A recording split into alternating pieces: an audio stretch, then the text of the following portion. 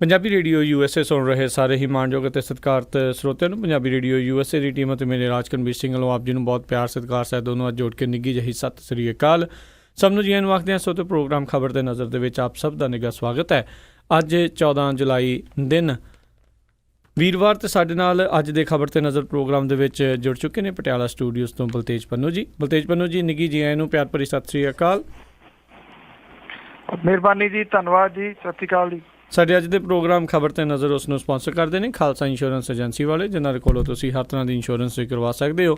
Insurance ਬਾਰੇ ਪਤਾ ਕਰਨ ਲਈ ਤੁਸੀਂ ਇਹਨਾਂ ਨੂੰ ਕਾਲ ਕਰ ਸਕਦੇ ਹੋ 408 272 2500 4082722500। ਇਸ ਦੇ ਨਾਲ ਸੂਬੇਦਾਰ ਸਰਜੀਤ ਸਿੰਘ ਖੰਗੂੜਾ, ਗੁਰਦੀਪ ਸਿੰਘ ਵਿਰਦੀ, ਇਸ਼ਾਨਜੀਤ ਸਿੰਘ ਕਲੋਟੀ, ਸੁਰਿੰਦਰ ਕੌਰ ਧਾਮੀ, ਮੱਖਣ ਸਿੰਘ ਮਾਨ, ਬਲਦੇਵ ਸਿੰਘ ਧਾਲੀਵਾਲ, ਦਲਬੀਰ ਸਿੰਘ ਗਿੱਲ ਅਤੇ ਬਿੱਲਾ ਸਿੰਘ ਏੜਾ ਜੀ, ਇਹਨਾਂ ਸਾਰਿਆਂ ਦਾ ਬਹੁਤ ਬਹੁਤ ਧੰਨਵਾਦ। ਜੇਕਰ ਤੁਸੀਂ ਜਾਂ ਕੋਈ ਹੋਰ ਕਾਰੋਬਾਰ ਇਸ ਪ੍ਰੋਗਰਾਮ ਨੂੰ ਸਪਾਂਸਰ ਕਰਨਾ ਚਾਹੁੰਦੇ ਹੋ, ਸੰਪਰਕ ਕਰ ਸਕਦੇ ਹੋ ਨੰਬਰ 408 722 7698 4087227698 ਦੇ ਉੱਤੇ।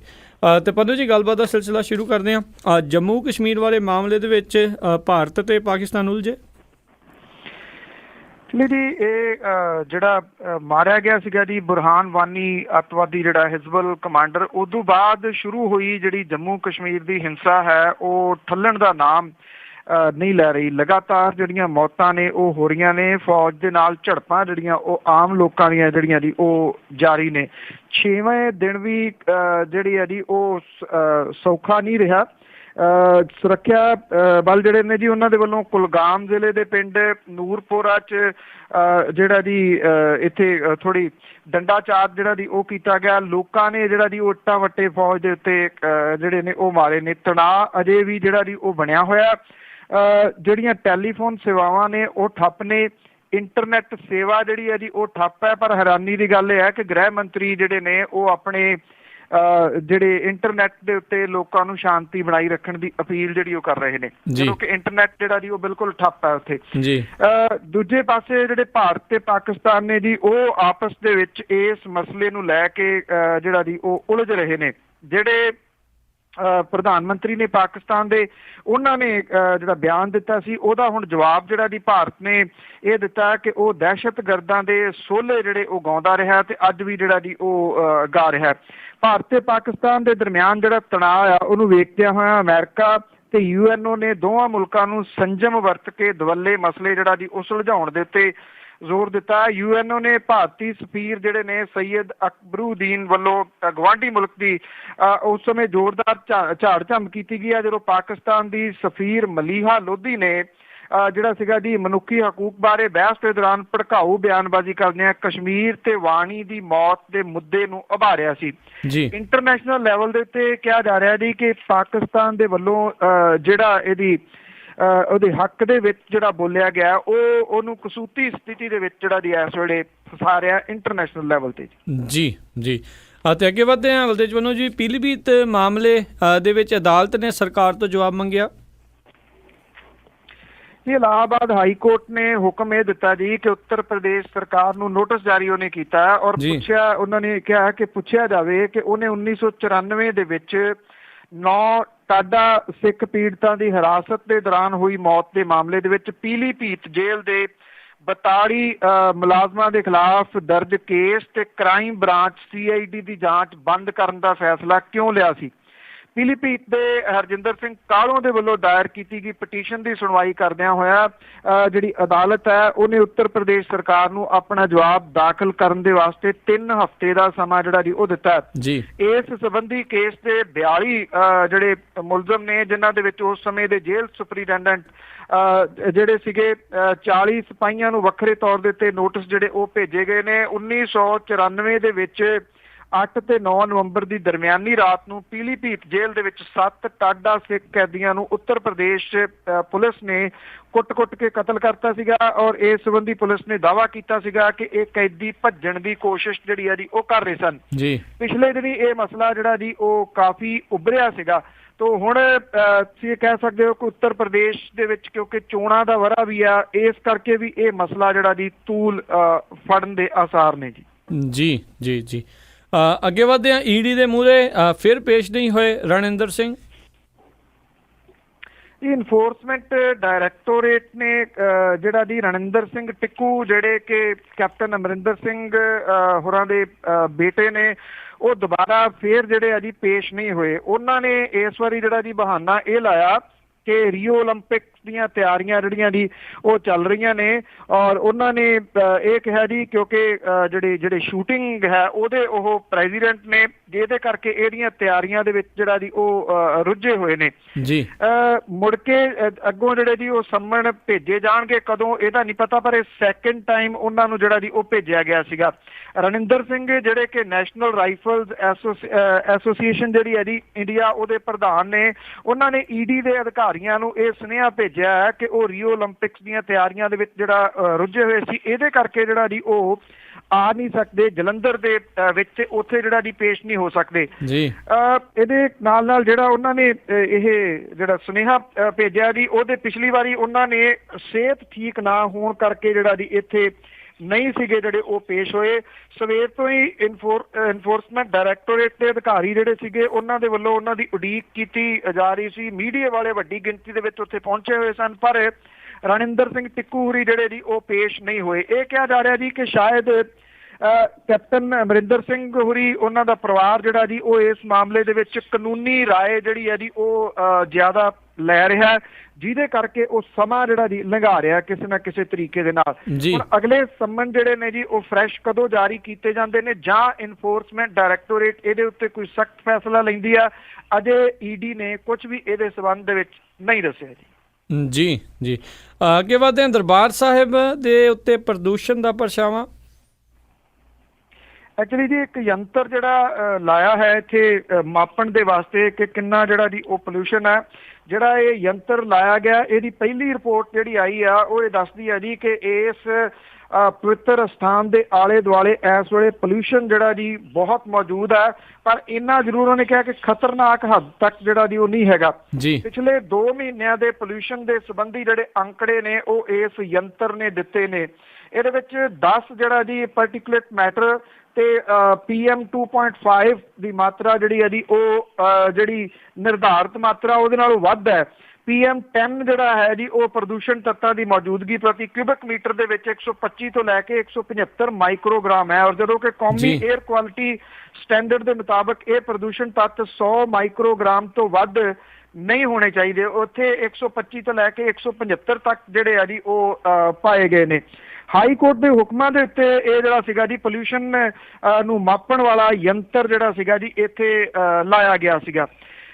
ਜਿਹੜਾ ਸੋਨਾ ਹੈ ਉਹ ਕਾਲਾ ਬੜੀ ਤੇਜ਼ੀ ਦੇ ਨਾਲ ਜਿਹੜਾ ਜੀ ਉਹ ਹੋ ਰਿਹਾ। ਇਹ ਰਿਪੋਰਟਾਂ ਕਈ ਵਾਰੀ ਜਿਹੜੀਆਂ ਜੀ ਉਹ ਆਈਆਂ ਨੇ, ਉਹਨੂੰ ਸਾਫ਼ ਕੀਤਾ ਜਾਂਦਾ, ਮੁੜ ਕੇ ਦੁਬਾਰਾ ਫੇਰ ਜਿਹੜਾ ਜੀ ਇਹ ਕਾਲਾ ਹੋ ਜਾਂਦਾ।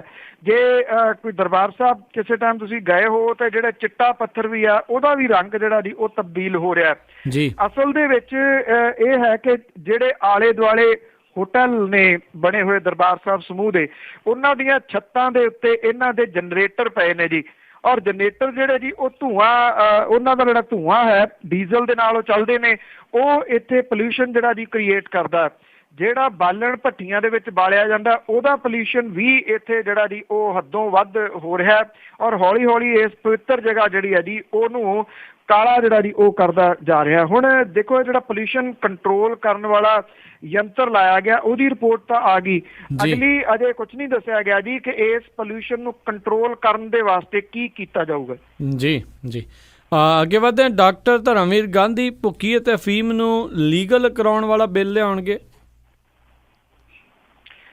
ਡਾਕਟਰ ਗਾਂਧੀ ਪਹਿਲਾਂ ਵੀ ਇਸ ਮਸਲੇ ਦੇ ਉੱਤੇ ਜਿਹੜਾ ਜੀ ਉਹ ਬੋਲਦੇ ਰਹੇ ਨੇ ਕੁਝ ਮੀਟਿੰਗਸ ਦੇ ਵਿੱਚ, ਪਰ ਹੁਣ ਉਹਨਾਂ ਨੇ ਇਹ ਕਿਹਾ ਜੀ ਕਿ ਉਹ ਇਸ ਮਸਲੇ ਦੇ ਉੱਤੇ 1985 ਵਾਲਾ NDPS ਐਕਟ ਜਿਹੜਾ ਜੀ ਉਹਦੇ ਵਿੱਚ ਸੋਧ ਦੇ ਸੰਬੰਧੀ ਬਿੱਲ ਜਿਹੜਾ ਜੀ ਅਗਲੇ ਹਫ਼ਤੇ ਸ਼ੁਰੂ ਹੋਣ ਜਾ ਰਹੇ ਮੌਨਸੂਨ ਸੈਸ਼ਨ ਦੇ ਵਿੱਚ ਜਿਹੜਾ ਜੀ ਉਹ ਪੇਸ਼ ਕਰਨਗੇ।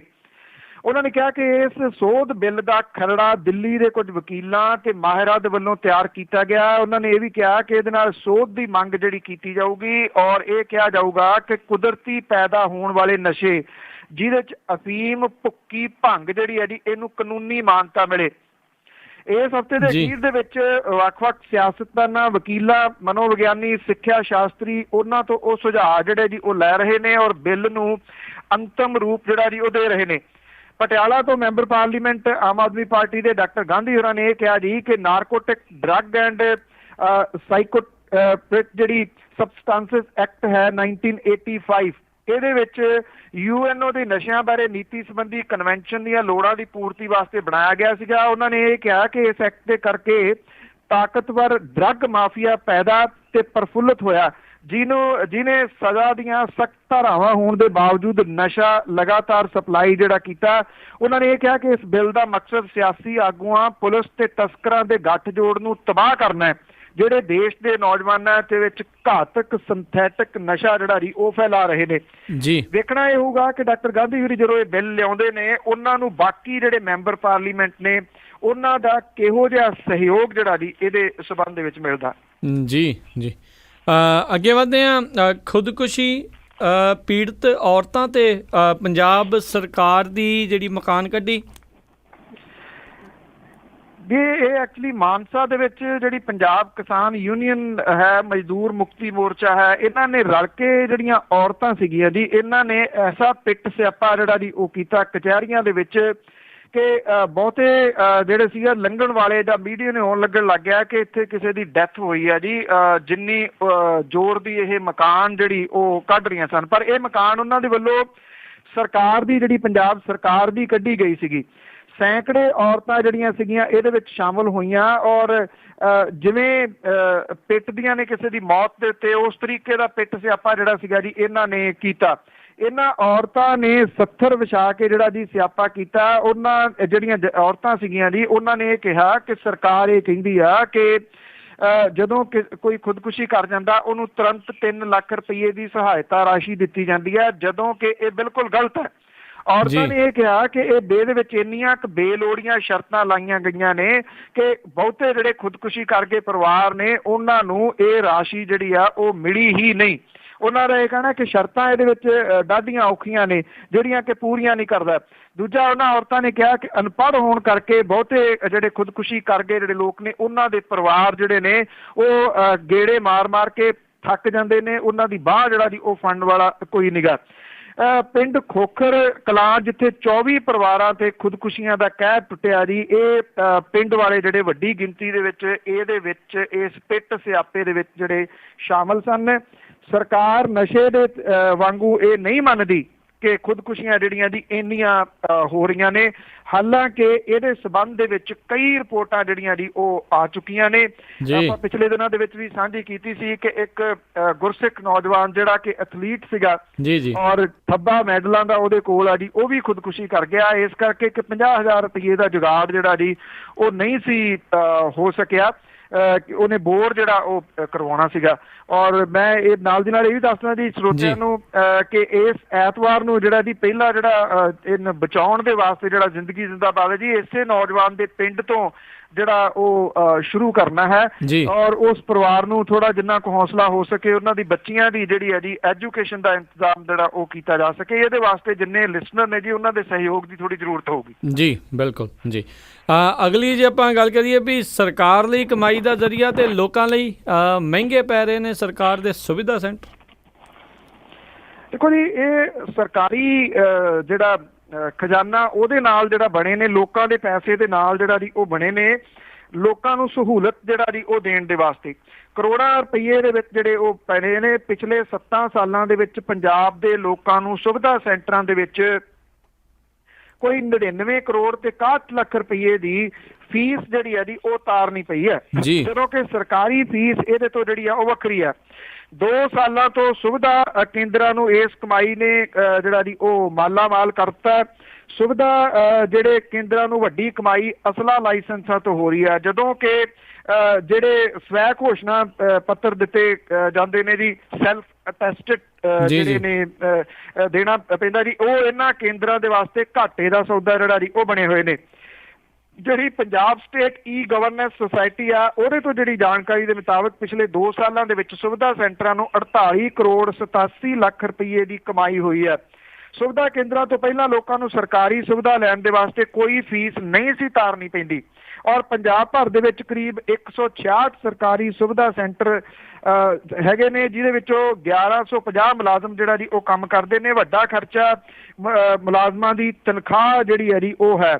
ਔਰ ਜਿਹੜੇ 2015-16 ਦੇ ਦੌਰਾਨ ਸਰਕਾਰ ਨੂੰ ਸੁਵਿਧਾ ਸੈਂਟਰਾਂ ਤੋਂ ਸੁਵਿਧਾ ਫੀਸ ਵਜੋਂ 15 ਕਰੋੜ ਤੇ 70 ਲੱਖ ਰੁਪਏ ਦੀ ਆਮਦਨ ਹੋਈ ਸੀ। 14-15 ਦੇ ਵਿੱਚ ਇਹ ਜਿਹੜੀ ਆਮਦਨ ਆ 33 ਕਰੋੜ 17 ਲੱਖ ਰੁਪਏ ਹੋ ਗਈ। 2008-9 ਦੇ ਵਿੱਚ ਲੋਕਾਂ ਨੂੰ 9 ਕਰੋੜ 79 ਲੱਖ ਰੁਪਏ ਤਾਰਨੇ ਪਏ ਸੀਗੇ। 9 ਤੇ 10 ਦੇ ਵਿੱਚ ਲੋਕਾਂ ਦੀ ਜੇਬ ਦੇ ਵਿੱਚੋਂ 15 ਕਰੋੜ ਤੇ 74 ਲੱਖ ਰੁਪਈਆ ਜਿਹੜਾ ਉਹ ਗਿਆ ਸੀਗਾ। ਔਰ 12-13 ਤੋਂ ਫਿਰ ਇਹਨਾਂ ਦੀ ਜਿਹੜੀ ਕਮਾਈ ਹੈ ਜੀ ਉਹ ਵਧਣੀ ਸ਼ੁਰੂ ਹੋਈ ਆ। ਔਰ ਇਸ ਵੇਲੇ ਵੱਡੀ ਗਿਣਤੀ ਦੇ ਵਿੱਚ ਲੋਕ ਜਿਹੜੇ ਨੇ ਉਹਨਾਂ ਨੂੰ ਹਰ ਚੀਜ਼ ਦੀ ਜਿਹੜੀ ਹੈ ਜੀ ਉਹ ਫੀਸ ਦੇਣੀ ਪੈਂਦੀ ਹੈ, ਜਿਹੜੀ ਵੀ ਸਰਵਿਸ ਉਹਨਾਂ ਨੇ ਸਰਕਾਰ ਤੋਂ ਲੈਣੀ ਹੈ ਜੀ। ਜੀ ਜੀ ਅਗਲੀ ਜਿਹੜੀ ਆਪਾਂ ਗੱਲ ਕਰੀਏ ਮੀਟ ਮਾਮਲੇ ਦੇ ਵਿੱਚ ਜਿਹੜਾ ਕਿ ਦਾਦਰੀ ਕਾਂਡ ਹੋਇਆ ਜੀ, ਅਖਲਾਕ ਦੇ ਪਰਿਵਾਰ ਦੇ ਉੱਤੇ ਕੇਸ ਦਰਜ ਕਰੂਗੀ। ਐਕਚੁਅਲੀ ਉੱਤਰ ਪ੍ਰਦੇਸ਼ ਦਾ ਇਹ ਦਾਦਰੀ ਬਿਸਾੜਾ ਕਾਂਡ ਜਿਹੜਾ ਸੀਗਾ ਜੀ ਅਖਲਾਕ, ਉਹਦੇ ਪਰਿਵਾਰ ਦੇ ਮੈਂਬਰਾਂ ਦੇ ਖਿਲਾਫ ਗ੍ਰੇਟਰ ਨੋਇਡਾ ਦੀ ਕੋਰਟ ਨੇ ਗਾਂ ਹੱਤਿਆ ਦਾ ਕੇਸ ਜਿਹੜਾ ਦਰਜ ਕਰਨ ਦਾ ਆਦੇਸ਼ ਜਿਹੜਾ ਉਹ ਦਿੱਤਾ ਹੈ। ਇੱਕ ਫੋਰੈਂਸਿਕ ਰਿਪੋਰਟ ਦੇ ਵਿੱਚ ਗਾਂ ਦੇ ਮਾਸ ਦੀ ਪੁਸ਼ਟੀ ਹੋਣ ਦਾ ਆਧਾਰ ਬਣਾ ਕੇ ਇਹ FIR ਦਰਜ ਕਰਨ ਦੀ ਮੰਗ ਜਿਹੜੀ ਹੈ ਜੀ ਉਹ ਕੀਤੀ ਗਈ ਹੈ। ਐਕਚੁਅਲੀ ਪਹਿਲਾਂ ਜਿਹੜੀ ਇੱਕ ਰਿਪੋਰਟ ਆਈ ਸੀ ਉਹ ਇਹ ਕਹਿੰਦੀ ਸੀਗੀ ਕਿ ਇਹ ਗਾਂ ਦਾ ਮੀਟ ਨਹੀਂ ਹੈ। ਜਿਹੜੀ ਦੂਸਰੀ ਫੋਰੈਂਸਿਕ ਰਿਪੋਰਟ ਹੈ ਉਹਨੇ ਇਹ ਕਿਹਾ ਸੀਗਾ ਜੀ ਕਿ ਇਹ ਗਾਂ ਦਾ ਜਿਹੜਾ ਜੀ ਉਹ ਮੀਟ ਹੈ। ਪੁਲਿਸ ਨੇ FIR ਦਰਜ ਨਹੀਂ ਕੀਤੀ ਤਾਂ ਕਿਉਂਕਿ ਲੋਕ ਜਿਹੜੇ ਸੀਗੇ ਜੀ ਫਿਰ ਇਹ ਕੋਰਟ ਦੇ ਵਿੱਚ ਚਲੇ ਗਏ ਔਰ ਜਿਹਦੇ ਕਰਕੇ ਇਹ ਜਿਹੜੀ ਅਦਾਲਤ ਨੇ ਹੁਣ ਇਹ ਮਾਮਲਾ ਜਿਹੜਾ ਜੀ ਇਹਦੇ ਉੱਤੇ FIR ਦਰਜ ਜਿਹੜਾ ਉਹ ਕਰਨ ਦੇ ਹੁਕਮ ਦਿੱਤੇ ਨੇ। ਇਹ ਵੀ ਦੱਸ ਦਈਏ ਕਿ ਅਖਲਾਕ ਜਿਹੜਾ ਸੀਗਾ ਜੀ ਉਹਨੂੰ ਕੁਝ ਲੋਕਾਂ ਨੇ ਕੁੱਟ ਕੇ ਮਾਰ ਦਿੱਤਾ ਸੀਗਾ, ਕਿਉਂਕਿ ਇਹ ਲੋਕ ਕਹਿੰਦੇ ਸੀਗੇ ਕਿ ਉਹ ਆਪਣੇ ਘਰ ਗਾਂ ਦਾ ਮੀਟ ਜਿਹੜਾ ਜੀ ਉਹ ਰਿੰਨ ਰਿਹਾ। ਠੀਕ ਹੈ, ਅਦਾਲਤ ਨੇ ਜਿਹੜਾ ਜੀ ਇਹ ਫੈਸਲਾ ਦਿੱਤਾ ਹੈ ਕਿ ਜਿਹੜਾ ਜੀ ਉਹਦੇ ਉੱਤੇ ਪਰਚਾ ਉਹਦੇ ਪਰਿਵਾਰ ਦੇ ਉੱਤੇ ਦਰਜ ਕੀਤਾ ਜਾਵੇ। ਇਹਦਾ ਦੂਜਾ ਪੱਖ ਇਹ ਹੈ ਕਿ ਜਿਨ੍ਹਾਂ ਲੋਕਾਂ ਨੇ ਕਾਨੂੰਨ ਆਪਣੇ ਹੱਥ ਦੇ ਵਿੱਚ ਲੈ ਲਿਆ ਸੀਗਾ, ਜਿਨ੍ਹਾਂ ਨੇ ਅਖਲਾਕ ਨੂੰ ਕੁੱਟ ਕੇ ਮਾਰ ਦਿੱਤਾ ਸੀਗਾ ਜੀ, ਉਹਨਾਂ ਲੋਕਾਂ ਦਾ ਕੀ ਬਣਿਆ। ਜੀ ਬਿਲਕੁਲ, ਉਹਨਾਂ ਦੇ ਉੱਤੇ ਤਾਂ ਵੈਸੇ ਲੱਗਦਾ ਨਹੀਂ ਕੁਛ ਹੋਊਗਾ। ਜੇ ਅਗਲੀ ਆਪਾਂ ਗੱਲ ਕਰੀਏ ਉੱਤਰ ਪ੍ਰਦੇਸ਼ ਦੇ ਵਿੱਚ ਕਾਂਗਰਸ ਵੱਲੋਂ ਸ਼ੀਲਾ ਦੀਕਸ਼ਤ ਦੇ ਉੱਤੇ ਬੇਸਿਕਲੀ ਦਾ ਚੀਫ ਮਿਨਿਸਟਰ ਕੈਂਡੀਡੇਟ ਜੀ ਬੇਬੇ ਤੇ ਦਾ ਖੇਡਿਆ ਜੀ। ਸਭ ਤੋਂ ਵੱਧ ਉਮਰ ਦੇ ਪੋਲੀਟੀਸ਼ੀਅਨ ਉੱਤਰ ਪ੍ਰਦੇਸ਼ ਦੇ ਵਿੱਚ ਜਿਹੜਾ ਜੀ ਉਹ ਹੋਣਗੇ। ਐਕਚੁਅਲੀ ਇਹ PK ਦੀਆਂ ਘਾੜਤਾਂ ਨੇ ਪ੍ਰਸ਼ਾਂਤ ਕਿਸ਼ੋਰ ਦੀਆਂ। ਦਿੱਲੀ ਦੇ ਵਿੱਚ ਕਾਂਗਰਸ ਦਾ ਮੁਕੰਮਲ ਰੂਪ ਦੇ ਵਿੱਚ ਸਫਾਇਆ ਕਰਵਾਉਣ ਵਾਲੇ ਸ਼ੀਲਾ ਦੀਕਸ਼ਤ ਹੁਣੀ ਉੱਤਰ ਪ੍ਰਦੇਸ਼ ਦੇ ਵਿੱਚ ਕਿਹੜਾ ਜਾਦੂ ਮੰਤਰ ਜਿਹੜਾ ਜੀ ਉਹ ਲੈ ਆਉਣਗੇ, ਇਹ ਵੇਖਣ ਵਾਲੀ ਗੱਲ ਹੋਊਗੀ। ਹਾਂ, ਕਾਂਗਰਸ ਨੇ ਕੋਈ 11.5% ਜਿਹੜੀ ਬ੍ਰਾਹਮਣ ਵੋਟ ਹੈ ਉਹਦੇ ਕਰਕੇ ਜਿਹੜਾ ਜੀ ਉਹ ਦਾ ਖੇਡਿਆ ਹੈ ਸ਼ੀਲਾ ਦੀਕਸ਼ਤ ਹੋਰਾਂ ਦੇ ਉੱਤੇ। ਬਹੁਤਿਆਂ ਨੂੰ ਜਿਹੜੀ ਹੈ ਜੀ ਹੈਰਾਨਗੀ ਹੋਈ ਹੈ ਇਸ ਫੈਸਲੇ ਤੋਂ, ਜਿਹੜੇ ਰਾਜਨੀਤਿਕ ਤੌਰ ਦੇ ਉੱਤੇ ਜਾਣੂ ਲੋਕ ਨੇ, ਕਿ ਇਹਦੇ ਨਾਲ ਕਾਂਗਰਸ ਉੱਥੇ ਗੇਮ ਜਿਹੜਾ ਜੀ ਉਹ ਕੀ ਕਰਨਾ ਚਾਹੁੰਦੀ ਹੈ। ਇਹ ਸਮਝ ਤੋਂ ਪਰੇ ਵਾਲੀ ਗੱਲ ਹੈ ਜੀ। ਹੋ ਸਕਦਾ ਹੁਣ ਉਹ ਭਾਜਪਾ ਵੱਲੋਂ ਜਿਹੜਾ ਜੀ ਇਸ ਟਾਈਮ ਪੈਸੇ ਲੈ ਰਹੇ ਹੁਣ PK ਹੋਣੀ। ਤੇ ਜਾਂਦੇ ਅਜਨਾਮਾ ਕਿ ਖਿਸਕੀ ਕੰਪਨੀ ਫੇਰ ਕੋਈ ਮਾਰ ਠੱਗੀ, ਢਾਹੀ ਮਾਰ ਕੇ ਰੋਣ ਫਿਰ ਲੋਕ ਮੀਆਂ ਜੀ। ਖਿਸਕੀ ਕੰਪਨੀ ਫੇਰ ਕੋਈ ਮਾਰ ਠੱਗੀ, ਢਾਹੀ ਮਾਰ ਕੇ ਰੋਣ ਫਿਰ ਲੋਕ ਮੀਆਂ। ਕਹਿੰਦੀ ਪੁਲਿਸ ਹੈ ਫੜਾਂਗੇ ਦੋਸ਼ੀਆਂ ਨੂੰ, ਦੇਂਦੀ ਇਹੀ ਦਿਲਾਸੇ ਉਹ ਥੋਕ ਮੀਆਂ। ਪਰਲ ਕੰਪਨੀ ਨੇ ਖਾਧਾ ਮਾਲ ਪਹਿਲਾਂ, ਜਾਂਦੇ ਖੇਤ ਉਜਾੜ ਜਿਉਂ ਬੋਕ ਮੀਆਂ। ਉਸੇ ਸ਼ਹਿਰ ਹੀ ਹੋ ਗਿਆ ਫੇਰ ਕਾਰਾ, ਲਾਵੇ ਪੁਲਿਸ ਨਾ ਚੋਰਾਂ ਨੂੰ ਰੋਕ ਮੀਆਂ। ਜਿਹੜੇ ਲੁੱਟ ਦਾ ਮਾਲ ਨੇ ਛਕਣ ਵਾਲੇ, ਹਿੱਸਾ ਪੱਤੀ ਉਹ ਵੰਡਣੀ ਜਾਣਦੇ ਜੀ। ਜਿਹੜੇ ਲੁੱਟ ਦਾ ਮਾਲ ਨੇ ਛਕਣ ਵਾਲੇ, ਹਿੱਸਾ ਪੱਤੀ ਉਹ ਵੰਡਣੀ ਜਾਣਦੇ ਹੀ। ਜਿਹੜੇ ਜੂਨਾਂ ਨੂੰ ਭੁਗਤਦੇ ਗਏ ਛਿੱਲੇ, ਫਿਰਦੇ ਖਾਕ ਬਠਿੰਡੇ ਦੀ ਛਾਣਦੇ ਜੀ। ਬਹੁਤ ਤੁਹਾਡਾ ਧੰਨਵਾਦ ਬਲਤੇਜ ਪੰਨੂ ਜੀ, ਤੁਸੀਂ ਸਾਡੇ ਨਾਲ ਜੁੜੇ, ਇਹਨਾਂ ਖਬਰਾਂ ਬਾਰੇ ਸਾਨੂੰ ਵਿਸਤਾਰ ਦੇ ਵਿੱਚ ਜਾਣਕਾਰੀਆਂ ਦਿੱਤੀਆਂ। ਅਗਲੇ ਬੁਲਟਨ ਤੱਕ ਲਈ ਤੁਹਾਡਾ ਬਹੁਤ ਧੰਨਵਾਦ, ਮਿਹਰਬਾਨੀ, ਸਤਿ ਸ੍ਰੀ ਅਕਾਲ। ਧੰਨਵਾਦ ਜੀ, ਬਹੁਤ ਮਿਹਰਬਾਨੀ, ਸਤਿ ਸ੍ਰੀ ਅਕਾਲ। ਤੇ ਸਰੋਤਿਓ, ਇੱਥੇ ਹੀ ਸਾਡਾ ਅੱਜ ਦਾ ਇਹ ਪ੍ਰੋਗਰਾਮ ਖਬਰ ਤੇ ਨਜ਼ਰ ਉਹ ਵੀ ਹੁਣ ਸਮਾਪਤ ਹੁੰਦਾ ਹੈ। ਹੁਣ ਮੈਨੂੰ ਰਾਜਕਰਨ ਵੀਰ ਸਿੰਘ ਨੂੰ ਵੀ ਇਜਾਜ਼ਤ ਦਿਓ। ਮੇਰੇ ਵੱਲੋਂ ਵੀ ਆਪ ਸਭ ਨੂੰ ਬਹੁਤ ਪਿਆਰ, ਸਤਿਕਾਰ, ਸਾਹਿਤ ਤੇ ਦੋਨੋਂ ਹੱਥ ਜੋੜ ਕੇ ਨਿੱਘੀ ਜਿਹੀ ਸਤਿ ਸ੍ਰੀ ਅਕਾਲ। ਜਿਉਂਦੇ ਵਸਦੇ ਰਹੋ, ਹੱਸਦੇ ਖੇਲਦੇ ਰਹੋ ਤੇ ਸੁਣਦੇ ਰਹੋ ਪੰਜਾਬੀ ਰੇਡੀਓ USA।